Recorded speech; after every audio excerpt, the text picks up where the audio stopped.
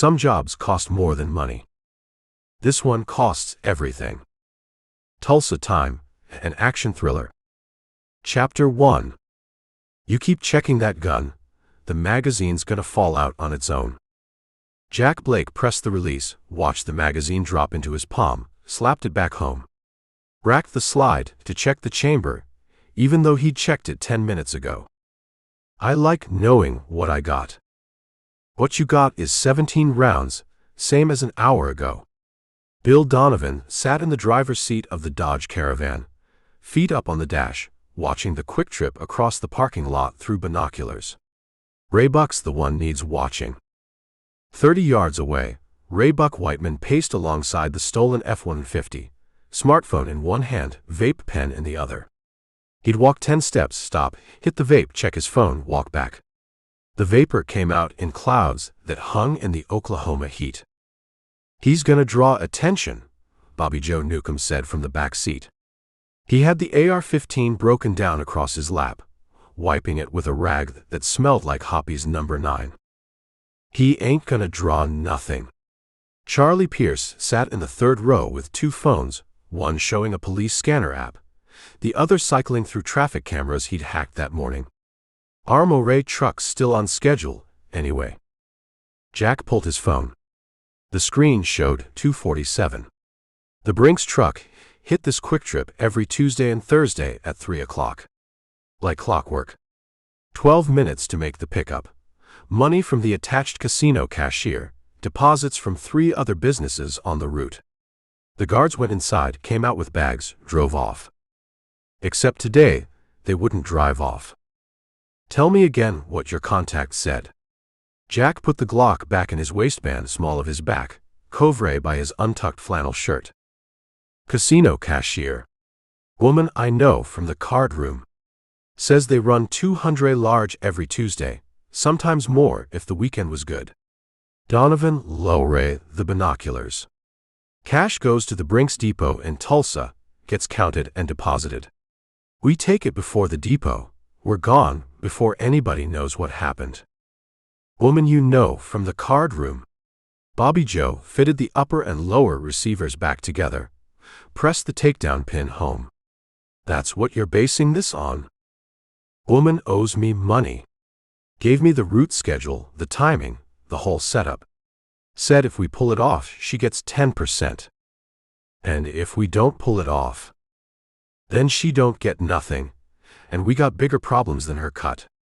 Jack looked out the window at the rest stop. The quick trip sat off I-44 between Tulsa and Catoosa, one of those massive truck stop operations with 30 gas pumps, a subway, and a casino attached. Tuesday afternoon traffic was steady, but not heavy. Cars coming and going. Truckers fueling up. Nobody paying attention to a Dodge Caravan sitting in the far corner of the lot. How many people inside right now? Jack asked. Charlie checked the traffic camera feed. Maybe 20.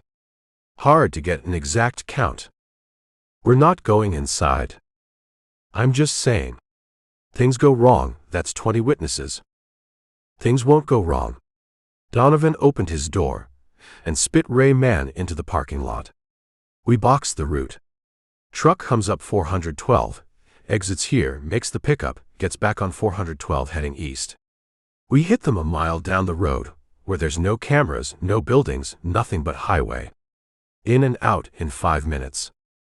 Ray Buck walked over to the van, pulled open the sliding door.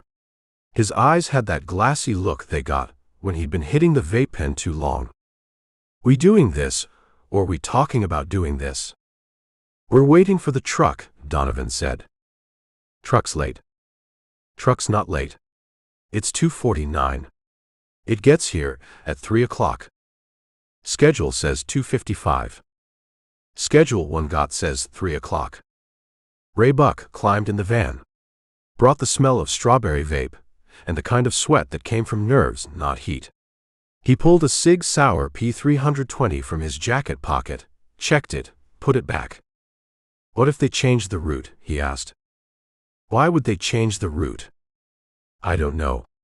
Security reasons. They switched things up. They didn't switch, nothing. This truck's been running the same route for 8 months. We watched it 6 times. Same truck, same guards, same timing. Raybuck pulled out the vape pen. Donovan grabbed it out of his hand. Hey. You're done with this, until after. Donovan threw the pen out his window. And you need to settle down, before you give yourself a heart attack. I'm settled. You're tweaking on whatever's in that thing. What is it, THC? It's legal. I don't care if it's legal. You're about to rob an Armour car. I need you straight. Raybuck's jaw worked like he was chewing something tough. His leg bounced.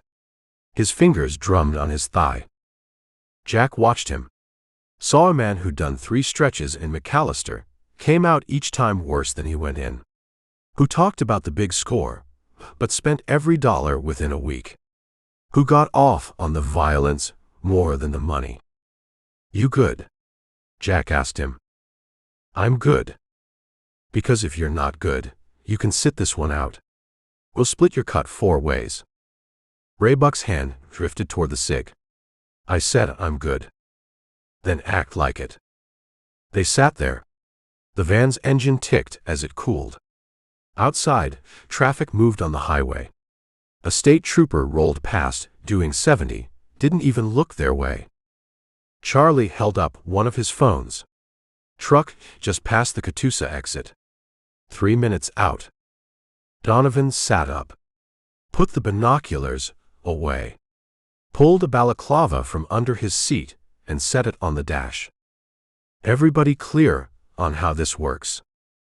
Jack had heard the plan 6 times, but he listened again anyway. Details kept you alive. Charlie, you stay in the van. Keep the engine running, watch the scanners. Anything comes over, cops fire anything, you let us know. We got trouble. You're the lookout and the wheelman. Clear. Clear, Charlie said. Bobby Joe, you're with me in the truck. We box them in. You handle the passenger side, I got the driver. Jack and Raybuck, you take the back doors. Sledgehammer on the lock, if they won't open up. AR, if they get stubborn. What about civilians? Bobby Joe asked. We're a mile from anything. If cars come, we wave them through. They don't stop, we don't engage. This is about the money, not a body count. And if the guards don't cooperate? Jack asked. Then we convince them. But we don't shoot anybody, unless we have to. Guard gets killed. This goes from robbery to capital murder. FBI gets involved. It becomes a whole different thing. Raybuck grinned. I thought that was the point. Make it memorable. The point is $200,000. You remember that. Jack pulled his phone again. 254. He opened the camera app, set it to video, handed it to Charlie. What's this for? Charlie asked. You film it. From here. Truck us everything. We need proof of what happened, in case somebody lies later. Who's gonna lie? Everybody lies. Guards will say we FIRA first, we threaten them, whatever makes them look better. We got video, we got the truth. Donovan looked at him. You've been watching too much news. I've been watching enough to know every cop in America has a camera now. We should too. Fine. Film it. But keep the van out of frame. A white Brinks Armour truck appeared on 412, slowing for the exit. The same truck they'd watched 6 times. Same 2 guards visible through the windshield. There we go, Donovan said. The truck pulled into the Quick Trip lot. Parked near the casino entrance, away from the gas pumps. The passenger door opened, and a guard stepped out. Young guy, maybe 30, wearing the Brinks uniform and a sidearm. He looked around the lot, hand resting on his pistol, then opened the back door. The driver stayed in the truck. That's Jones, Donovan said. Driver's name is Patterson. We looked them up. Jones is former Marines. Patterson's been with Brinks 11 years. Both clean, no complaints, no incidents. Which means they might be stupid enough to try something, Jack said. Or smart enough not to. They watched Jones walk into the casino entrance. Through the windows, they could see him at the cashier cage. A woman in a casino uniform talked to him, handed him a deposit bag. He signed something, walked back out. 2 minutes. Jones put the bag in the back of the truck, locked it, climbed in the passenger seat. The truck pulled out of the lot, back toward the highway. "Go," Donovan said. Charlie started the van. Pulled out slow, nothing urgent. Just another vehicle, leaving a rest stop. They followed the Brinks truck onto 412 heading east. Stayed 3 cars back. The highway cut through flat country here, fields on both sides, a few trees, nothing else. No buildings. No houses. No witnesses. A mile down, Donovan pointed. There. Where the shoulder's wide. The truck moved into the right lane. Doing maybe 55. Patterson drove careful, no sudden moves. Jack pulled the balaclava over his face. Cotton black, cut for eyes and mouth. Ray Buck did the same. Bobby Joe already had his on. "Charlie, when we make the move, you pull up behind us. Block anybody coming up on our 6. "Got it." Donovan grabbed the radio he'd clipped to the visor. Cheap walkie-talkie, bought at a sporting goods store with cash. Ray Buck had the other one. "Radio check." Ray Buck pulled his radio from his jacket. "Got you. Remember, 5 minutes. Anything goes longer than 5 minutes, we abort. Cops show up, we scatter. Every man for himself." Jack checked his Glock one more time. Seated the magazine. Chainray around. Put it back in his waistband. The F-150 pulled alongside the van. Ray Buck driving now, Jack in the passenger seat. Donovan and Bobby Joe ahead of them in the van. The Brinks truck was 200 yards ahead. Jack's phone buzzed. Text from a number he didn't recognize. "Good luck, baby." He deleted it. Whoever Donovan's contact was, she had Jack's number now. That was a problem for later. "You ready?" Ray Buck asked. "I'm ready." "Because you got that look. That look you get." "What look?" "Like you're thinking too much. Like you're gonna talk yourself out of it." Jack looked at him. "I'm not talking myself out of anything." "Good. Because I need this money. We all need this money." The Brinks truck slowed for a car merge. Donovan accelerated. Pulled alongside. Ahead of it. Then cut right, forcing the truck onto the shoulder. Ray Buck Flowray the F-150. Came up behind the truck, blocking it from backing up. The truck stopped. Jack pulled his balaclava down, opened his door, grabbed the AR-15 from behind the seat. Ray Buck was already out, cig in his hand.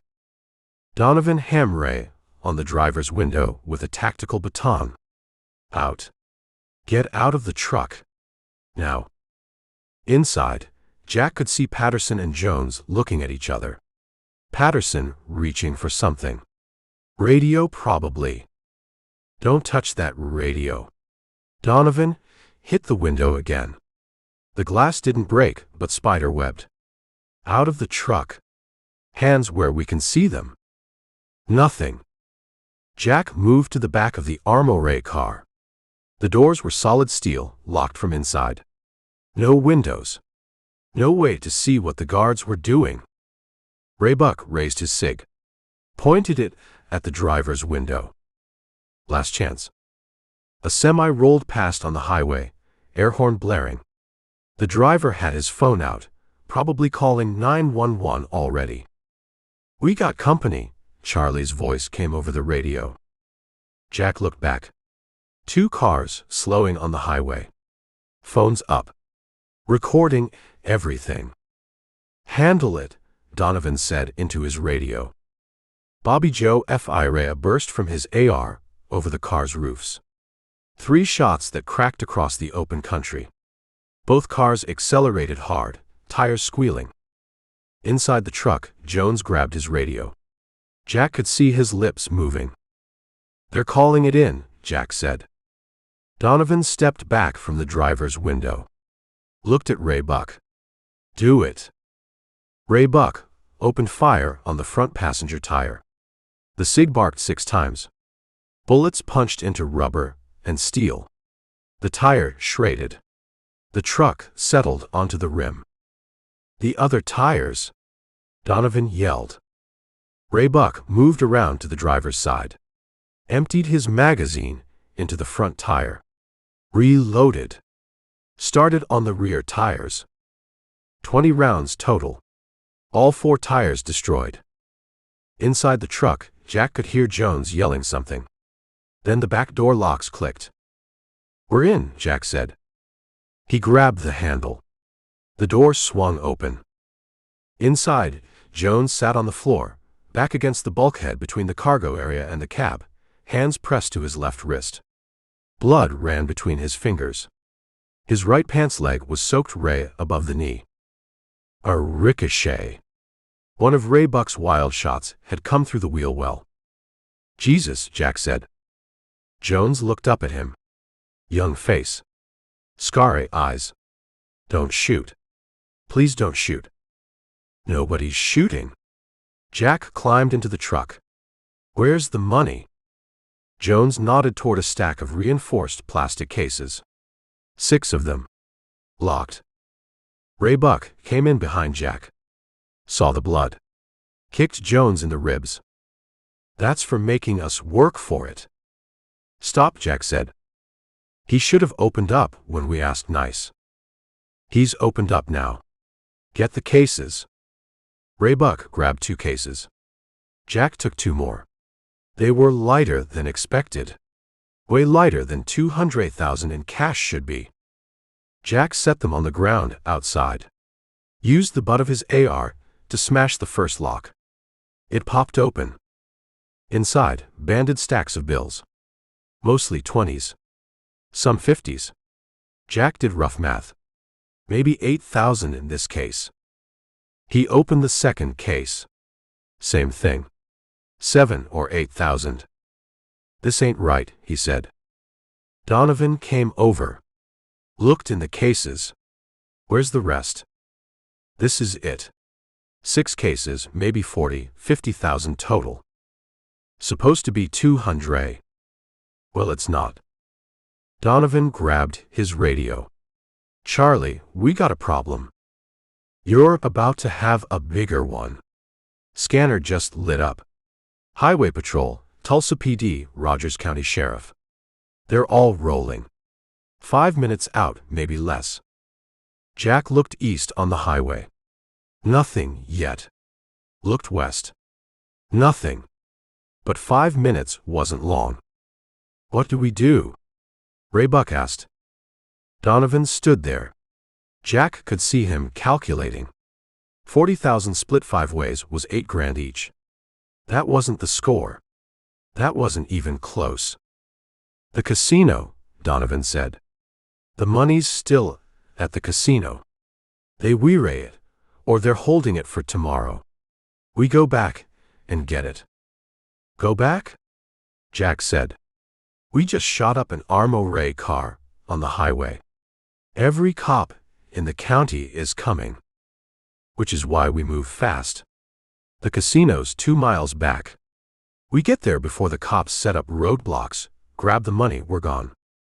Ray Buck grinned. "Now you're talking." "This is stupid," Bobby Joe said over the radio. "We got 40,000. We should take it and run. 40,000 is nothing. We came for 200, we're getting 200. Jack looked at the cases on the ground. Looked at Jones bleeding in the truck. Looked down the highway where sirens would be screaming any second. "Your call," Donovan said to him. Jack picked up the cases. carried them to the F-150, threw them in the back. Let's go get the rest. Chapter 2. They left the Brinks truck on the shoulder, with Jones bleeding in the back, and Patterson locked in the cab, screaming into his radio. Jack rode with Ray Buck in the F-150. Donovan and Bobby Joe ahead in the van. Both vehicles pushing 80 back toward the Quick Trip. "How much time you figure we got?" Ray Buck asked. "Not enough." Jack's phone lit up with emergency alerts. Armed robbery in progress. Suspects armed and dangerous. Avoid Highway 412. "We're already famous," Ray Buck said. The Quick Trip appeared ahead. More cars in the lot now than before. A family climbing out of a Suburban. Truckers at the pumps. A UPS driver making a delivery. Donovan pulled the van into a spot near the casino entrance. Left it running. Got out and walked toward the doors like he had business there. Ray Buck parked the F-150 3 spots over. He and Jack stayed in the truck. "What's he doing?" Ray Buck asked. "Looking for the manager." Through the glass doors, Jack could see Donovan inside the casino section. Small operation, maybe 20 slot machines, a couple of poker tables, a cashier cage. Donovan walked to the cage. Talked to the woman there.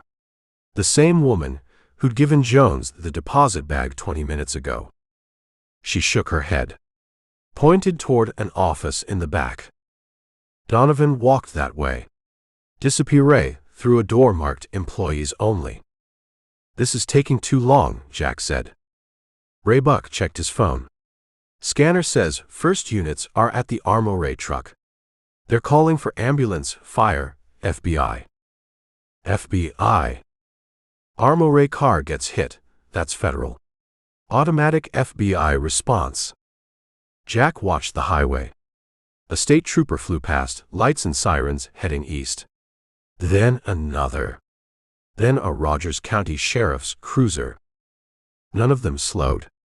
Not yet. Donovan came back out through the casino doors. Walking fast, but not running. He got in the van. Backed out. Jack's phone buzzed. Text from Donovan, office. Blue shirt. Get him. "We're going in," Jack said. "About time." They pulled balaclavas from their pockets. Didn't put them on yet. Just held them ready. Ray Buck grabbed his cig. Jack took the AR-15, kept it low against his leg. They walked across the lot. A woman getting gas looked at them, looked at the rifle, looked away fast and got in her car. "She made us," Ray Buck said. "Doesn't matter. 60 seconds and we're gone." They pushed through the doors. The Quick Trip was bigger inside than it looked. 40 feet of coolers along the back wall. 6 aisles of snacks and road supplies. Coffee station near the registers. 20 people, maybe 25. A clerk at the register saw the rifle. Her hand moved towards something under the counter. Jack raised the AR. "Don't." Everyone in the store turned. Ray Buck pulled his balaclava on. Fired the cig into the ceiling. The shot was enormous in the enclosed space. Acoustic tiles exploded. Someone screamed. Everybody on the floor. Now. Half the people dropped. The other half stood frozen. Ray Buck fired again. Blew out the front window. Glass fell like rain. I sat on the floor. They all dropped. Jack spotted a kid in a Quick Trip uniform stocking shelves. 19, 20 maybe. Thin. Scarry eyes. Name tag said Samuel. "You." Jack grabbed him by the shirt. "Where's the office?" "What?" "The manager's office." "Where is it?" Samuel pointed toward the back. "Behind the casino." "But he's—" "Show me." Jack shoved him toward the casino section. Ray Buck stayed in the main store, Sig sweeping the people on the floor. Phones out. Everybody take out your phones and slide them across the floor. Now. Jack pushed Samuel through the casino. The slot machines were still running, bells and music playing to an empty room. The cashier had disappeared from the cage. The office, Jack said. Samuel led him to a door marked Employees Only. Knocked. Just open it. Samuel turned the handle. The door was locked. Jack stepped back. Kicked it.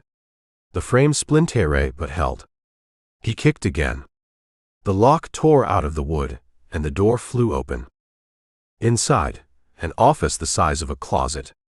Desk, filing cabinet, security monitor showing 6 camera feeds. A man in a blue button-down shirt and khakis tried to squeeze himself into the corner behind the desk. 50 years old. Soft hands. Manager face. Don't shoot me, he said. Please don't shoot me. Jack pointed the rifle at him.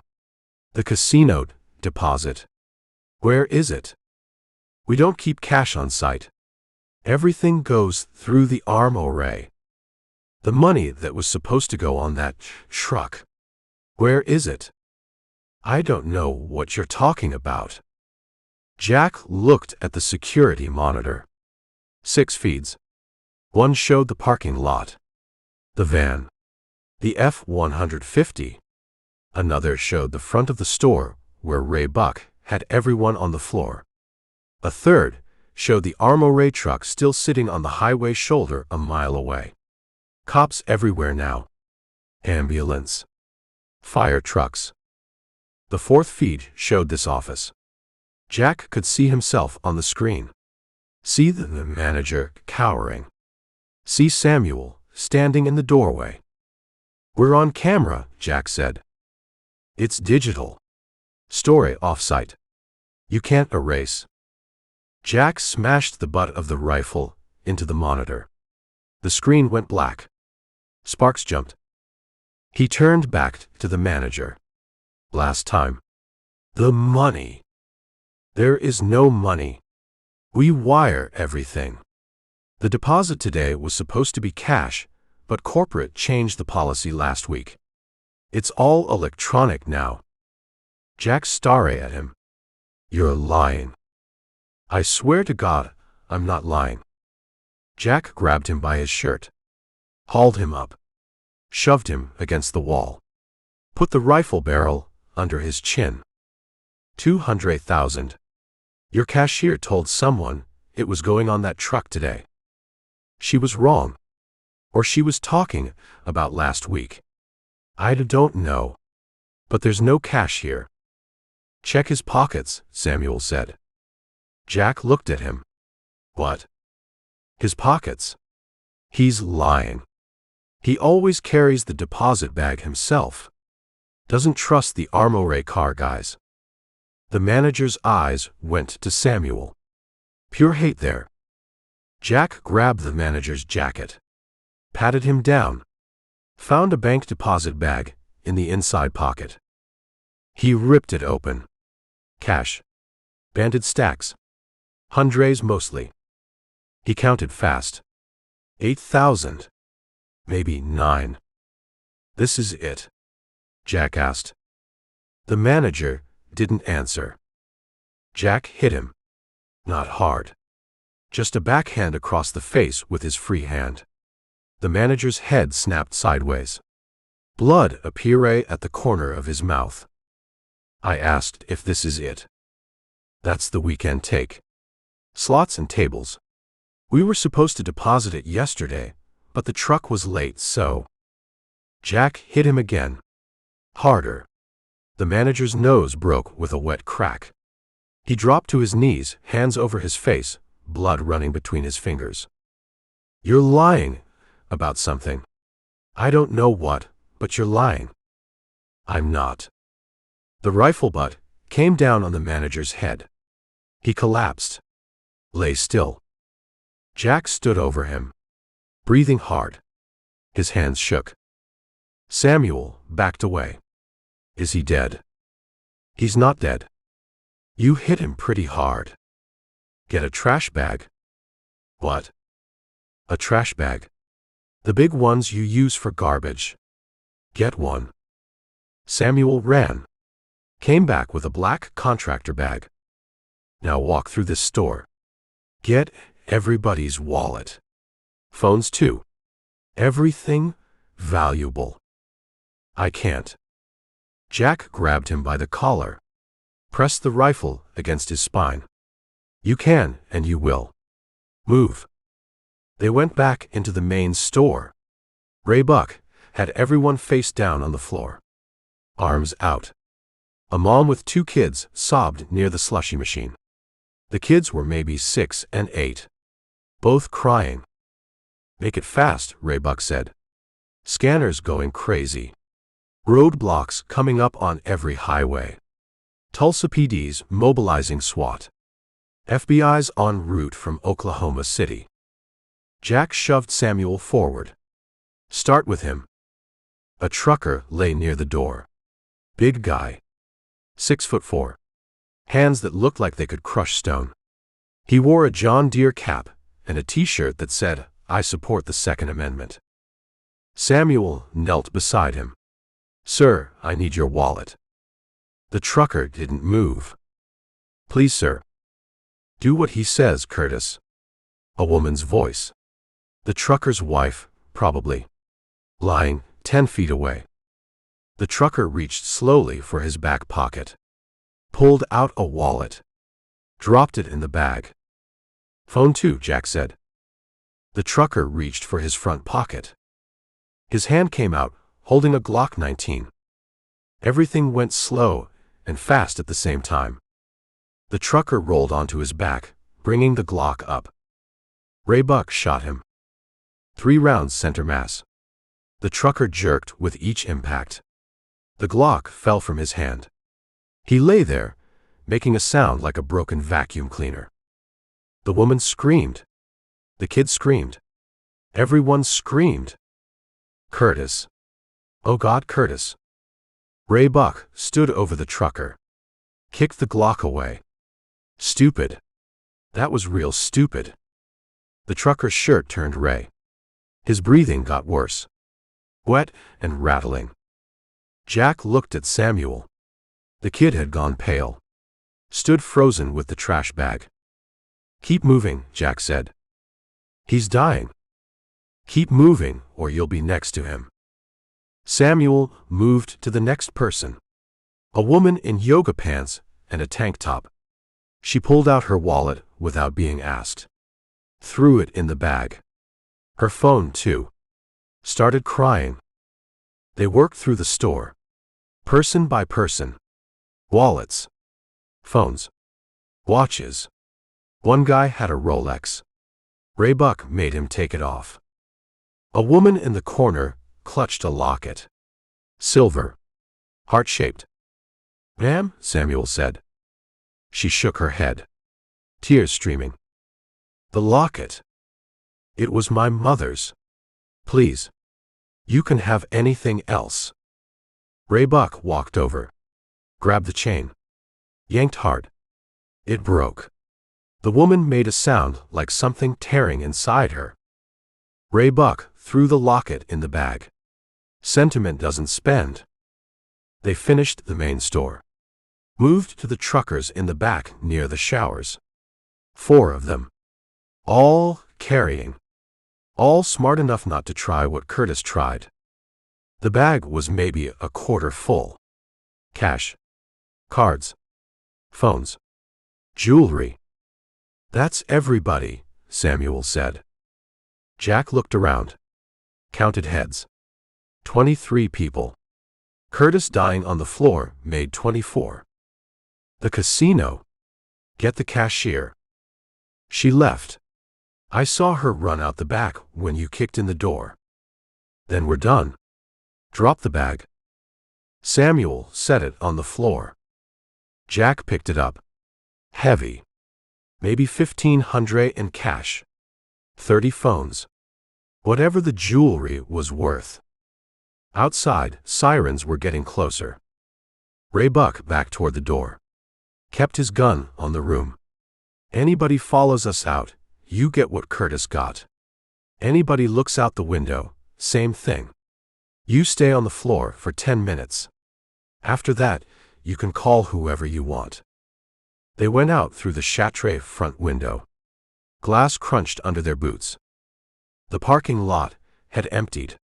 The Suburban with the family was gone. The UPS truck was gone. Just the van and the F-150. Donovan sat in the van, engine running. Bobby Joe in the passenger seat. Jack threw the trash bag in the F-150. Climbed in. Ray Buck got behind the wheel. A police cruiser turned into the lot. Rogers County Sheriff. Single officer. He saw them. Saw the rifle. Saw Ray Buck's gun. Went for his radio. Ray Buck shot through the windshield. The officer ducked. Ray Buck fired twice more. The cruiser's front tire exploded. Go! Jack yelled. Both vehicles punched it. Out of the lot. Back onto 412. West this time. Away from Tulsa. Away from the roadblocks. A helicopter, a P-ray overhead. News chopper. Channel 6. The camera operator hung out the door, filming everything.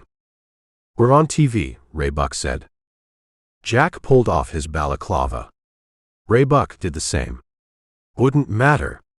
The cameras at the Quick Trip had them. The security footage from the Elmore car had them. Witnesses had phone videos. Their faces were already everywhere. His phone lit up. Another text from the unknown number. What happened? Jack typed back, your contact lied. No money. 3 dots. Then she said $200K. I swear. Well, she was wrong. No response. Jack looked at Ray Buck. How much you figure we got? From the Elmore car. 40, maybe 45. From the store? Call it $2,000 with the jewelry. So 47 split 5 ways. Little less than 10 each. Ray Buck laughed. We just killed a man for $10,000. You killed him. We all killed him. We were all there. Jack didn't argue. Ray Buck was right. Legally, they were all culpable. Felony murder rule. Someone dies during a felony. Everyone involved gets charged with murder. Curtis, with his John Deere cap and his Glock and his Second Amendment shirt, probably had a CDL.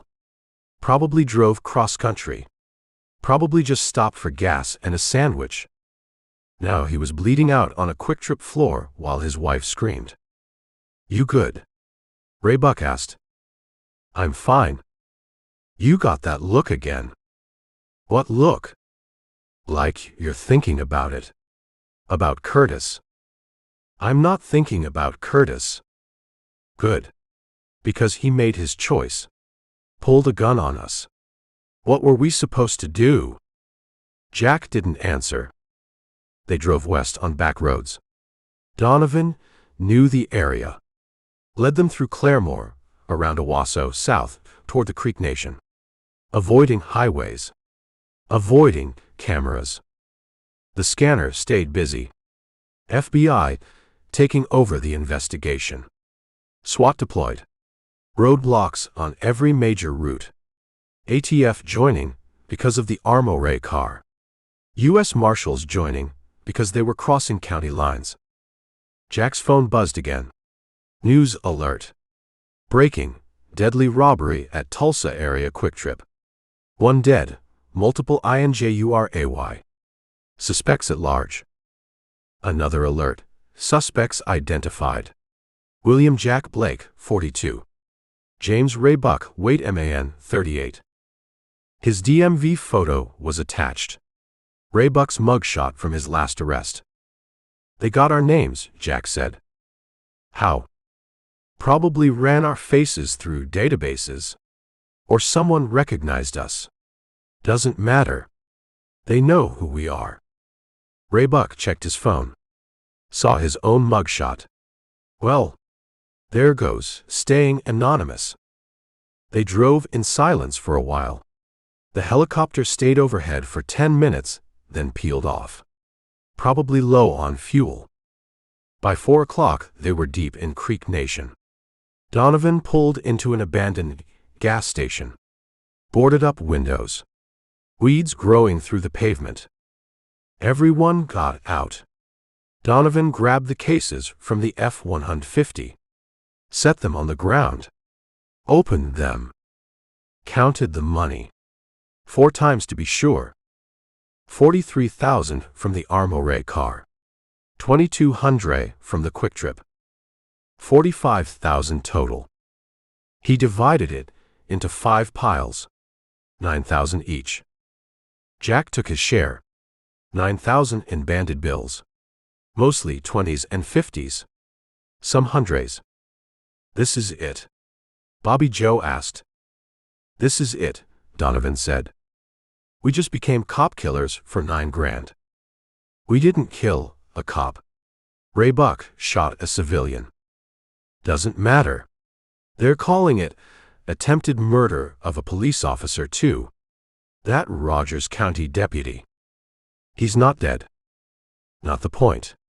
We shot at him. That's attempted. Donovan pulled out a cigarette. American Spirit. Lit it with a Zippo. We knew the risks. Did we? Did we know your contact was full of shit? Did we know there'd be no money? She gave me bad information. Or the casino changed their protocol. Either way, it's done. It's not done. Every cop in Oklahoma is hunting us. FBI. ATF. Marshals. They got our faces. Our names. Probably our addresses by now. Which is why we split up. Lay low. Meet at the safe house in 4 days like we planned. The safe house in McAllister? That's the first place they'll look. Nobody knows about McAllister except us. You sure about that? Donovan took a long drag. Blue smoke. You got a better plan? Bobby Joe didn't answer. Then we stick to the original plan. 4 days. McAllister. We lay low, we let things cool, we figure out next steps. Jack looked at his 9,000. Thought about Curtis. About Jones bleeding in the Armoire car. About the manager with the broken nose. About Samuel holding the trash bag with shaking hands. All for $9,000. I'm out, he said. Everyone looked at him. What? Donovan asked. After this. After McAllister. I'm out. I'm done. You're done. I'm done. Ray Buck laughed. Where you gonna go? You're all over the news. Your face is on every TV in America. I'll figure it out. You'll figure it out. Right. Ray Buck pulled his vape pen from his pocket. Realized it wasn't there. Donovan had thrown it out the window hours ago. You've been saying you're done for 3 years. You're not done. You're never done. This is all you know how to do. Maybe it is. But I'm done doing it. Donovan dropped his cigarette. Crushed it under his boot. We can talk about that in 4 days. Right now, we need to move. Charlie, you're going north to Stillwater. Find a hole and stay in it. Ray Buck, you're with me. We're going to the Arbicles. Jack, Bobby Joe, you two head to the safe house. Get there first, make sure it's clean. What if it's not clean? Bobby Joe asked. Then you keep driving. And you let me know. They split the phones from the trash bag. Kept the ones that weren't locked. 17 of them. Donovan gave each person 3. Burners now. Use these if you need to reach somebody. Don't use your regular phones. They're tracking those. Jack took his 3 phones. Cheap Androids. Samsung. LG. One iPhone 11. He got in the F-150 with Bobby Joe. Raybuck and Donovan took the van. Charlie took a third vehicle they'd stashed at the gas station earlier. A Honda Accord. Stolen. Fake plates. They went their separate directions. Jack and Bobby Joe drove south. Back roads through the Creek Nation. Past farms and ranches and houses that sat dark in the afternoon sun. "You really done?" Bobby Joe asked. "I'm really done." "What are you gonna do?" "I don't know yet." "Can't get a straight job." "Not with your record." "I'll figure something out." "Like what?" "Work construction under a fake name. Live in a motel. Look over your shoulder forever." Jack didn't answer. They drove until dark. Pulled into an abandoned meth lab Bobby Joe knew from a previous job. Concrete block building. Broken windows. Used needles in the weeds. Inside they found a mattress that smelled like death. Some blankets. A hot plate that didn't work. Bobby Joe pulled out his 9,000. Counted it again. All this for 9 grand. Yeah. Curtis died for 9 grand. Jones got shot for 9 grand. That manager got his face broke for 9 grand. I know. Was it worth it? Jack looked at his own 9,000. Thought about all the jobs before this one. Banks. Liquor stores. Convenience stores. Armoire cars. Always the same. Risk your life. Hurt people. Run. Split the money. Never enough. Never worth it.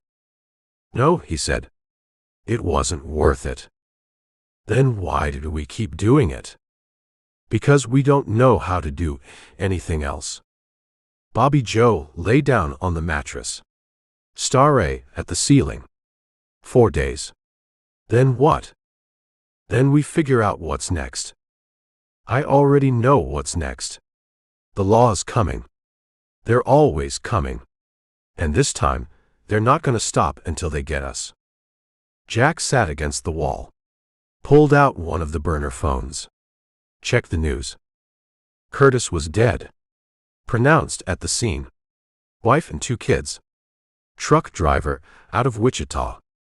46 years old. Jones was in surgery. Touch and go. Might lose the leg. The manager was stable. Broken nose. Concussion. Possible skull fracture. The Rogers County deputy was fine.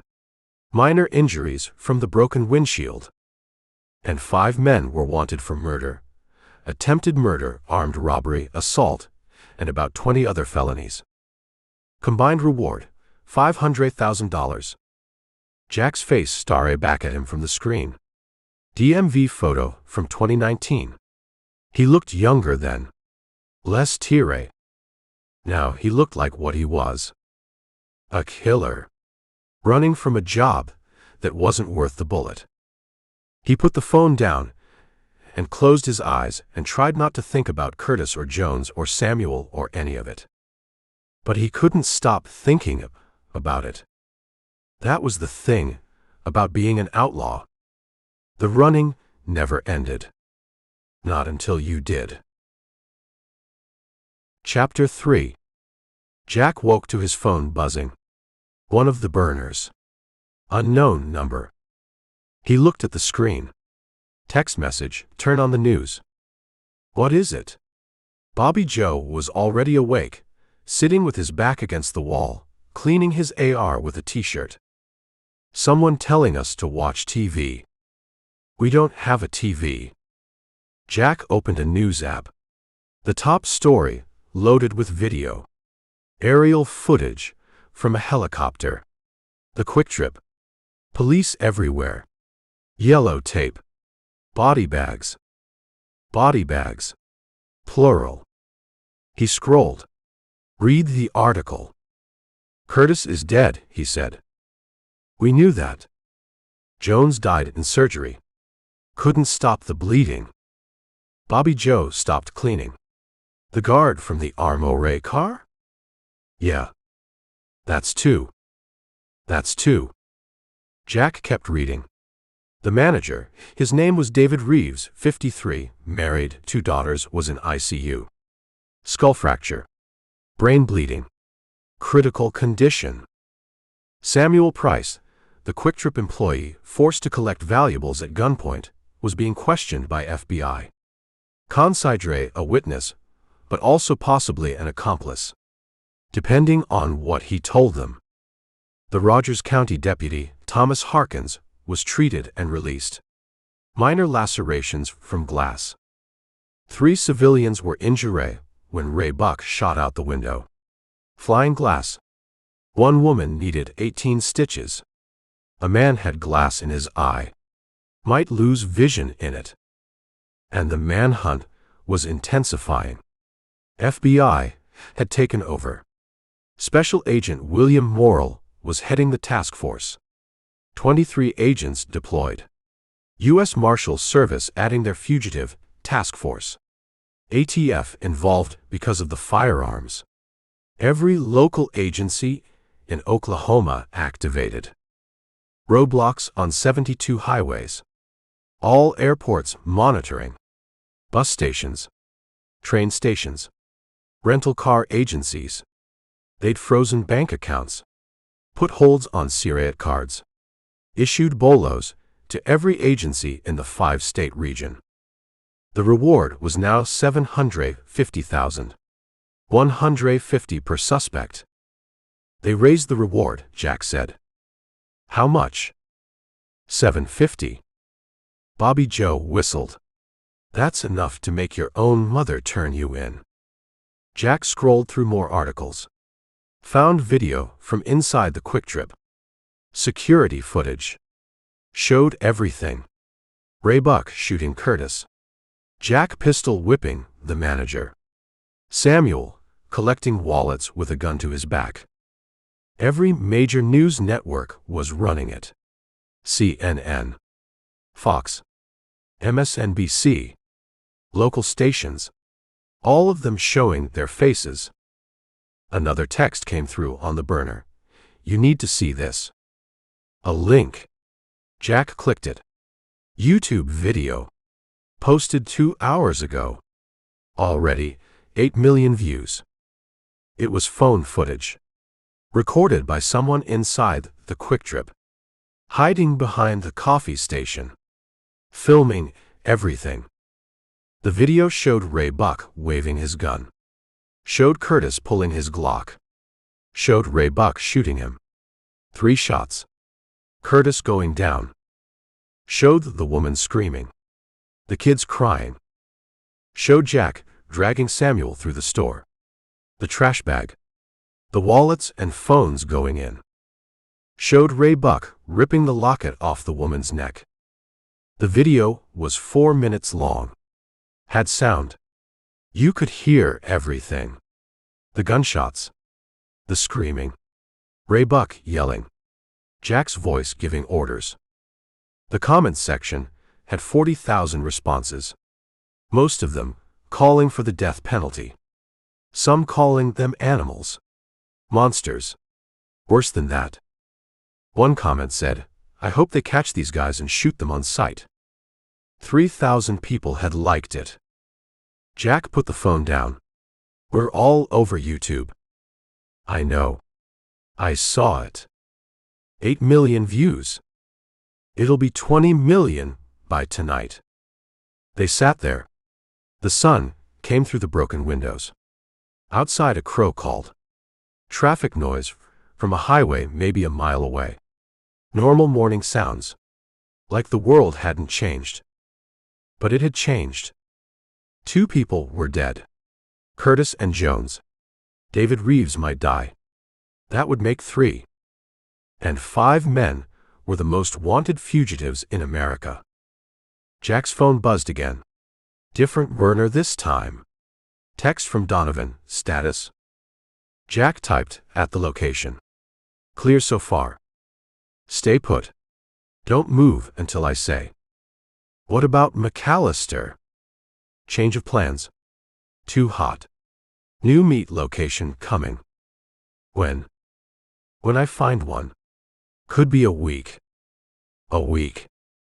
Could be longer. Just stay dark. The text thread ended. Donovan says we're staying here, Jack told Bobby Joe. For how long? A week. Maybe more. A week in a meth lab with no power, no water, no food. He said stay dark. Dark is one thing. Starving is another. Bobby Joe stood. Looked out the broken window. We need supplies. Water at least. Maybe food. Can't risk it. Someone sees us, we're done. Someone sees us, we're done anyway. We stay here with no water, we're dead in 3 days. Jack knew he was right. But going out meant exposure. Meant cameras. Meant witnesses. Meant risk. His phone buzzed. The first burner, again. Another text from the unknown number. They're saying you killed 2 people. Jack stared at it. Didn't respond. Another message. Was it worth it? He typed, who is this? A friend. I don't have friends. You have one. The one who's keeping her mouth shut when FBI asks questions. Jack understood. Donovan's contact. The casino cashier. What do they want to know? He typed. Everything. Who planned it? Who I talked to? What I said? What did you tell them? Nothing yet. But they're pushing hard. They know I'm involved somehow. Don't tell them anything. That's easy for you to say. You're not sitting in an interrogation room. You want money? Is that what this is? I want to not go to prison. Then keep your mouth shut. For how long? They're talking conspiracy charges. Accessory to murder. They're saying I could get life. Jack looked at Bobby Joe. Donovan's contact is cracking. How bad? Bad enough to be texting me about it. She gives us up, we're done. FBI will have everything. The whole plan. Who did what? I know. Jack typed, how much to stay quiet? The response came fast, $50K. I don't have $50K. You robbed an Armoray car. Got $9,000 from it. You're lying. I'm not lying. The money wasn't there. We got 45 total. Split 5 ways. That's 9 each. Long pause. Then, Donovan said 200. Donovan was wrong. Another pause. Then I can't help you. Wait. Don't do anything stupid. Stupid is sitting here waiting for them to charge me. I've got kids. A life. I'm not going to prison because you idiots couldn't rob an Armoray car, right? Give me 2 days. I'll get you something. 2 days. Then I'm talking. The text thread went dark. Jack threw the phone across the room. It hit the wall. Didn't break. What did she say? Bobby Joe asked. She wants 50,000 or she talks. We don't have 50,000. I know. Even if we pooled all our money, we'd have 45. And that's before we split it. I know. Bobby Joe walked over. Picked up the phone. Looked at the messages. She's gonna talk. Whether we pay her or not. People like her always talk. Maybe. Not maybe. Definitely. She's scary. Scary people talk. Jack stood. Paced the room. It was maybe 20 feet square. Concrete block walls. Dirt floor. Chemical smell that never quite went away. This was where people came to cook meth or shoot up or hide from the world. Now it was where cop killers came to hide from the law. We need to tell Donovan, Bobby Joe said. Not yet. Why not? Because I want to think first. Think about what? She's gonna talk. We need to run. Get as far from Oklahoma as we can. Run where? Every cop in 5 states has our picture. We can't fly. Can't take a bus. Can't rent a car. Can't check into a hotel. Can't do anything without getting spotted. So what do we do? Jack didn't have an answer. His phone buzzed. The third burner. Text from a number he didn't recognize. Is this Jack Blake? He stared at it. Didn't respond. Another message. This is Samuel. From the Quick Trip. Jack's chest tightened. The kid from the store is texting me. How does he have this number? I don't know. How did you get this number? Jack typed. You took my phone. This was in my contacts. A burner I use sometimes. What do you want? I need to know something. What? Are you going to kill me? Jack read it twice. Why would I kill you? Because I saw your faces. I know who you are. FBI is asking me questions. They think maybe I was part of it. Were you? No. You put a gun to my back. I didn't have a choice. Then tell them that. I did. They don't believe me. They're saying I could have fought back. Could have warned people. Could have done something. Could you have? Long pause. Then, I don't know. Maybe. Jack didn't know what to say to that. The FBI showed me pictures, Samuel wrote. Of Curtis. Of his wife and kids. They said if I helped you, I'm responsible for his death. You're not responsible. Then who is? Jack looked at Bobby Joe.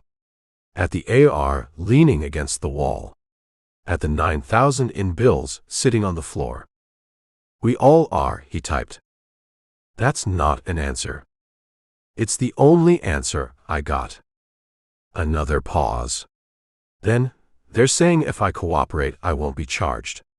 If I don't, I could go to prison for accessory to murder. So cooperate. And say what? That you forced me. That I had no choice. Yeah. Because that's the truth. Is it? Or did I have a choice, and I just took the easy one? Jack put the phone down. This kid is having a crisis. Let him have it somewhere else, Bobby Joe said. We got our own problems. The phone buzzed again. I keep seeing Curtis.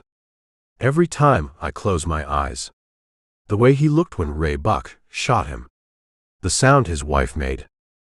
I know. Do you? Do you really? Or is this just what you do? Hurt people and move on. I don't want to hurt anybody. But you do it anyway. Yeah. I do it anyway. Why? Jack looked around the meth lab. At the chemical stains on the walls. At the used needles in the corner. At the broken windows and the dirt floor and the nothing that was his life. Because I don't know how to do anything else, he typed. The response came fast. That's the saddest thing I've ever heard. Jack didn't argue. It probably was. I have to go, Samuel wrote. FBI is coming back. They want to talk more. Don't tell them about this number. I won't. But I have to tell them something. Tell them the truth. You were forced. You had a gun to your back. You feared for your life. And if they ask about you, about who you are, what you're like, tell them I'm exactly what they think I am. Which is what? A criminal. A killer. Someone who deserves whatever they get. Long pause. Then, I don't think that's all you are. Yeah, it is. Then why are you texting me? Why do you care what I tell the FBI? Jack didn't have an answer for that either. I have to go, Samuel wrote. Agent Morrill is here. The messages stopped. Jack sat back down, put his head in his hands. You okay? Bobby Joe asked. No. What did the kids say? That I'm sad. He's not wrong. They sat in silence for a while. Outside the sun climbed higher. Heat built in the concrete building. No AC. No fans. Just hot Oklahoma air and the smell of old chemicals. Jack's first burner buzzed again. Message from the casino cashier. I'm talking to my lawyer. He says I should cooperate. Get a deal before it's too late. Don't. Give me one good reason. Because once you talk, you can't untalk. And people we work with don't forget. Is that a threat? It's a fact. Your facts don't mean much when I'm looking at 20 years. You won't get 20 years if you keep quiet. How do you know? Because they have nothing on you, except what you tell them. She didn't respond for a minute. Then, my lawyer says they have my text to Donovan. About the route. The timing. All of it. Jack's stomach dropped. They have her texts. To who? Bobby Joe asked. To Donovan. About the Armory car. The whole plan. Then she already gave us up. Not yet. They have texts, but they don't know what they mean. Not unless she tells them. Don't confirm anything, Jack typed. Make them prove it. They have timestamps. They have locations. They have everything, except me admitting it. Then don't admit it. It's only a matter of time. Then buy us time. Why? What's in it for me? Your life. Because if you talk, someone's coming for you. Long pause. Then, I'm done with this conversation. And I'm done with you. Enjoy prison. The messages stopped. Jack looked at Bobby Joe. She's done. She's going to talk. When? Could be today. Could be tomorrow. But soon. Then we need to move. Now. Jack stood. Started gathering their stuff. The money. The guns. What little food they had. His phone buzzed. Text from Donovan, status change. Leave now. New location, old grain elevator outside Okima. Know where that is? Yeah. Get there by dark. Don't stop. Don't talk to anybody. Just drive. What happened? Charlie got picked up in Stillwater. They're sweating him. If he talks, we're all burned. Will he talk? Everybody talks, eventually. Move. Now. Jack showed Bobby Joe the message. Grain elevator in Okima, Bobby Joe said. That's 2 hours from here. In daylight. With every cop in Oklahoma hunting us. You got a better idea. Jack didn't. They loaded the F-150. Kept the rifles out of sight. Put the money in a backpack. Wore baseball caps and sunglasses. Tried to look like regular people, going regular places. Jack drove. Took back roads through Creek Nation. Avoided towns. Avoided gas stations. Avoided anywhere with cameras or people. They passed a church. Sign out front said, "The wages of sin is death." Ain't that the truth, Bobby Joe said. Jack's phone wouldn't stop buzzing. News alerts. Emergency bulletins. Updates on the manhunt. FBI had raided Donovan's last known address in Oklahoma City. Found nothing. He hadn't been there in months. They'd raided Ray Buck's apartment in Tulsa. Found weapons. Ammunition. Evidence of previous crimes. Warrants issued. They'd raided Jack's place in Catoosa, a rundown duplex he rented month to month. Found his laptop, his files, everything. Agent Morrill gave a press conference. Said they were close to apprehending the suspects. Said it was only a matter of time. Said the public should remain vigilant. Call in tips. Don't approach the suspects. Consider them armed and extremely dangerous. Someone asked about the reward. Morrill said $750,000. Split proportionally, based on which suspect the information led to. Another question. Would the suspects be taken alive? Morrill's answer, we hope so. But we're preparé for any outcome. Which meant shoot on sight if they had to. Jack turned off the phone. Couldn't take any more. They drove through small towns. Henrietta. Waleetka. Dusty streets. Old buildings. People living quiet lives that didn't involve armoire cars or body counts. Jack thought about Curtis. About the way he'd gone for his gun. The way he'd looked at Ray Buck. Defiant. Brave. Stupid. Thought about Jones bleeding out in surgery. Young guy. Former Marine. Probably had a family. Probably had plans. Thought about David Reeves in ICU. Manager with the broken skull. 2 daughters who might not have a father anymore. Thought about Samuel with a gun to his back. Kid just trying to work his way through college. Now traumatized for life. All for $9,000. $9,000 that wouldn't even last a month.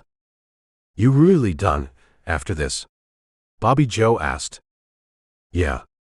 What are you gonna do? I don't know. Mexico, maybe. Find a beach town. Lay low forever. On $9,000. I'll figure it out. You keep saying that. But you never figure it out. You just keep doing this. This time is different. Why? Because 2 people died. Yeah. Because 2 people died. People die every job. You know that. Not like this. Not for nothing. Bobby Joe looked out the window. It's always for nothing. That's the whole point.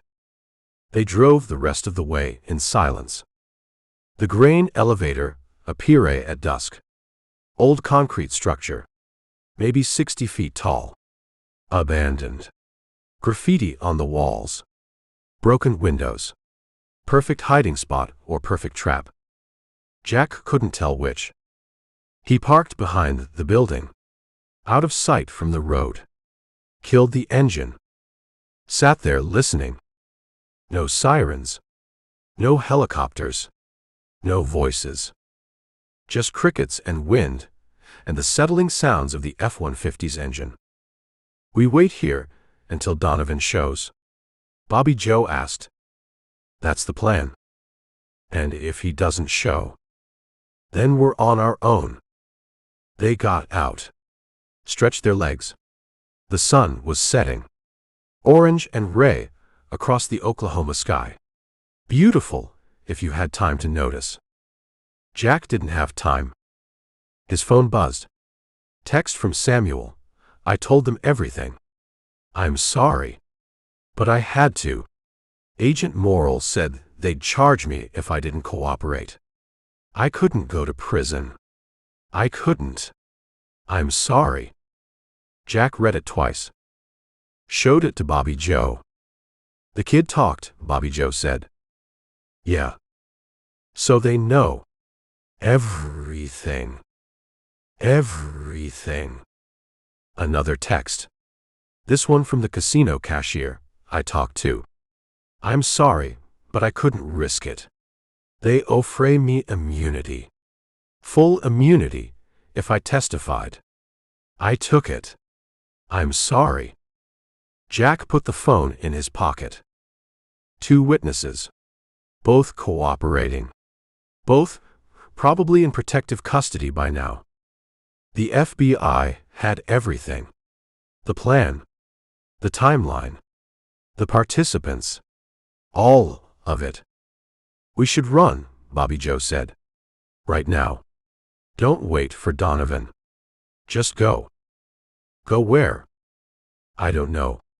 Anywhere but here."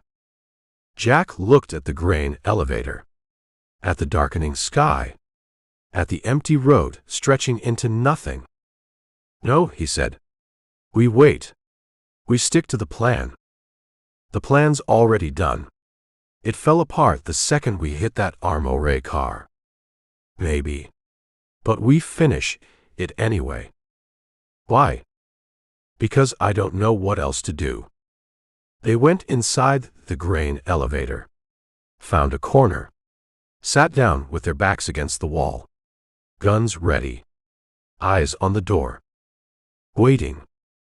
Always waiting. That was the thing about being an outlaw. You spent most of your life waiting. Waiting for the job. Waiting for the score. Waiting for the law. And eventually, the waiting ended.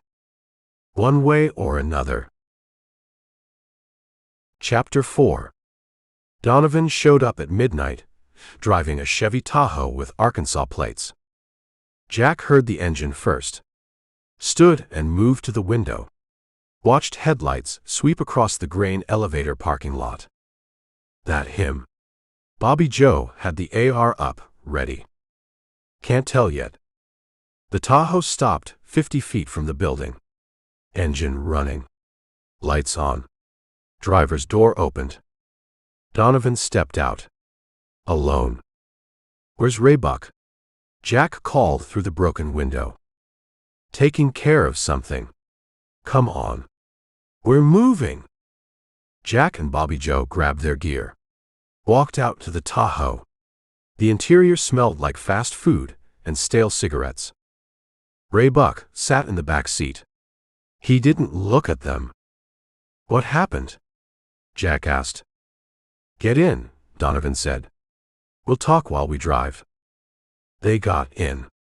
Donovan pulled out before Jack's door was even closed, headed south on a farm road with no lights and no traffic. "Charlie gave us up," Donovan said. "Told them everything. Names, addresses, previous jobs, the whole history." "We know," Jack said. "The casino woman talked too. So did the kid from the Quick Trip. Then they have it all."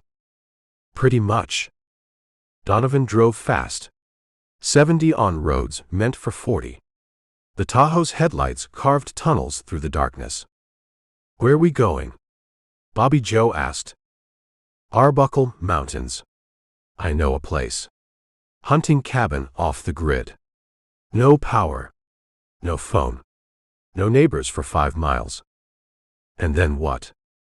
"Then we figure out how to get out of Oklahoma without getting killed." Raybuck finally spoke. His voice was flat. Dead. "We're not getting out." Everyone looked at him. "What?" Donovan asked. "We're not getting out. You understand that, right? Every cop in America is looking for us. They got our faces, our names, our prints. They got witnesses ready to testify. They got video. They got everything. So we run. Leave the state. Leave the country if we have to." "Run where?" "Mexico's 1,000 miles. We got maybe 300 in cash between us. Can't fly. Can't take a bus. Can't even stop for gas without risking someone recognizing us. We'll figure it out." "No, we won't. Because there's nothing to figure out. We're done. This is it. The end." Nobody argued, because Raybuck was right, and they all knew it. Jack looked out the window. Dark countryside rolling past. Farmhouses with porch lights. Barns. Cattle. Normal life happening while 5 cop killers drove through the night. His phone buzzed. News alert. Breaking, fourth suspect in custody. He opened it. Read the article. They got Charlie, he said. We know that, Donovan said. No. I mean they formally charged him. Capital murder. Conspiracy. Armed robbery. They're holding him without bail. Saying he's a flight risk. Is he talking? Article says he's cooperating fully. Giving them everything in exchange for taking the death penalty off the table. Death penalty, Bobby Joe said. They're going for death. Curtis died. Jones died. That's 2 people. Oklahoma's a death penalty state. Yeah, they're going for it. The Tahoe got quiet. Jack kept reading. The FBI had convened a grand jury. Indictments coming within 48 hours. Charges against all 5 suspects. Federal charges too, not just state. Which meant FBI had full jurisdiction. Could pursue them anywhere in the country. Agent Morrill was quoted. These men are armed, dangerous, and desperate. We believe they will not surrender peacefully. We're preparé for that eventuality. Another quote. The Tulsa office has dedicated every available resource to this manhunt. We will not rest until these suspects are in custody or neutralized. Neutralized. FBI talk for killed. Jack put the phone away. Morrill says we won't surrender. We won't, Raybuck said. Speak for yourself. I am. But I'm also speaking the truth. You think you're gonna surrender? Walk into an FBI office with your hands up. They'll shoot you the second they see you. Maybe. Not maybe. Definitely. We killed 2 people. Shot at cops. Terrorized civilians. They want us dead. They just can't say it out loud. Donovan took a turn too fast. The Tahoe's tires squealed. Nobody's surrendering. And nobody's getting killed. We stick together. We get to the cabin. We lay low until things cool down. Things aren't gonna cool down, Bobby Joe said. They will. Eventually. Give it a month. 2 months. Heat dies down. We slip across the border into Mexico. Start over. On what money? We got $45,000 between us. That's not starting over money. That's not even running money. We'll rob something else. Rob what? We can't even buy gas without getting recognized. Donovan didn't answer. Just drove. They took back roads through the Arbicles. Mountain country. Trees thick on both sides. No houses. No lights. Just darkness. Jack's phone buzzed again. Text from Samuel. I know you're angry. I know you think I betrayed you. But I had to think about my future. My family. I couldn't go to prison for something you did. Jack didn't respond. Another message. Agent Morrill says they're close to finding you. He says it's just a matter of time. He asked me to text you. To ask you to surrender. He says if you give up now, nobody else has to get hurt. Morrill asked you to text me. Yes. He's right here. He wants to talk to you. Put him on. A minute passed. Then a new message from the same number. This is Special Agent William Morrill, FBI. I'm trying to reach Jack Blake. Jack showed Bobby Joe. Morrill wants to talk. Don't answer. Maybe I should. Hear what he has to say. He's gonna say surrender. That's all he wants. Get you talking so he can trace the phone. Jack knew that was true. But he typed anyway. This is Blake. The response came fast, Mr. Blake. Thank you for responding. I'd like to discuss the possibility of you and your associates surrendering peacefully. Why would we do that? Because the alternative is someone else getting killed. Maybe one of you. Maybe one of my agents. Maybe an innocent civilian. I don't want that. I don't think you want that either. You don't know what I want. I know you're a decorated, combat veteran. Army Ranger. 2 tours in Afghanistan. Silver Star. Purple Heart. You're not a career criminal. You made some bad choices after you came home. But that doesn't mean this has to end badly. Jack stared at the screen. Morrill had done his homework. Knew Jack's service record. Knew his history. My service record doesn't matter, Jack typed. I killed 2 people. Ray Buck Whiteman killed Curtis Boyd. And Jones died from complications, not directly from the shooting. A good lawyer could argue that's not murder. You offering me a deal? I'm offering you a chance to surrender. Come in peacefully. Tell your story. Let a jury decide. And if the jury decides death penalty? That's possible. But it's better than dying on the run. Better than your family identifying your body.